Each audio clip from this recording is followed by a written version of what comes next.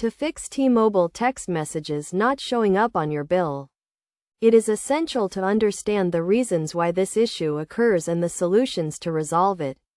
The first reason for this issue is incorrect billing cycle dates, which can cause text messages to be billed in the next cycle.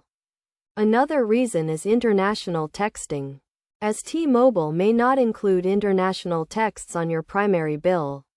To resolve this issue, start by checking your billing cycle dates to ensure they are correct. If the dates are incorrect, contact T-Mobile customer service to have them adjusted.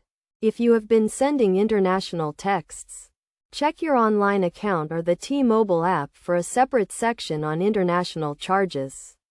Additionally, consider enabling detailed billing, which allows you to view a breakdown of your text messages, including the date, time, and recipient. You can enable detailed billing by logging into your T-Mobile account online or through the app, and selecting the option to view detailed billing. It is also crucial to check for any billing restrictions or blocks on your account, as these can prevent text messages from appearing on your bill.